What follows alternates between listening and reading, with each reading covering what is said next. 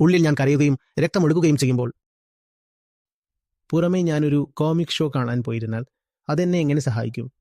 പക്ഷേ നമ്മൾ അതും ചെയ്യുന്നു, ഇല്ലേ?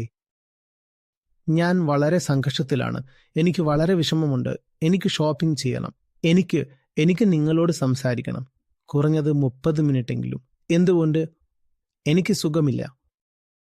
എന്നെ ചിരിപ്പിക്കൂ, അല്ലെങ്കിൽ എന്നെ ഉത്തേജിപ്പിക്കൂ. എന്തായാലും അത് നിങ്ങളെ എങ്ങനെയാണ് സഹായിക്കുക? ഉള്ളിലുള്ളത് അവിടെ തന്നെ അവശേഷിക്കും. നിങ്ങൾ വെറുതെ അതിന് വെളുപ്പിക്കുക അഥവാ വൈറ്റ് വാഷ് ചെയ്യുകയാണ്. നിങ്ങൾ അതിന് പുറത്ത് മധുരം പുരട്ടുകയാണ്. അവിടെയുള്ളതിനെ നിങ്ങൾ നിഷേധിക്കുകയാണ്. ഈ ബലമില്ലാത്ത സന്തോഷം മുഴുവനും അതിനെക്കുറിച്ചാണ് മുഴുവനും. ദുഃഖം അവിടെയുണ്ട്. നിങ്ങൾ സന്തോഷം എന്ന ആശയം ഉപയോഗിച്ച് അതിനെ നിഷേധിക്കാൻ ആഗ്രഹിക്കുന്നു. എന്തുകൊണ്ട് ദുഃഖത്തെ തന്നെ ഒഴിവാക്കിക്കൂടാ?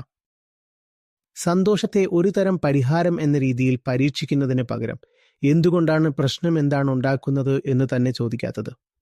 എന്താണ് സഹായിക്കുക? പ്രശ്നത്തിൽ നിന്നുള്ള സ്വാതന്ത്ര്യമോ അതോ ഒരു തരം പരിഹാരമോ? പ്രശ്നത്തിൽ നിന്നുള്ള സ്വാതന്ത്ര്യം. ആ സ്വാതന്ത്ര്യമാണ് നമുക്ക് വേണ്ടത്, സന്തോഷമല്ല. ദുഃഖത്തിൽ നിന്നുള്ള സ്വാതന്ത്ര്യം തന്നെയാണ് ആനന്ദം.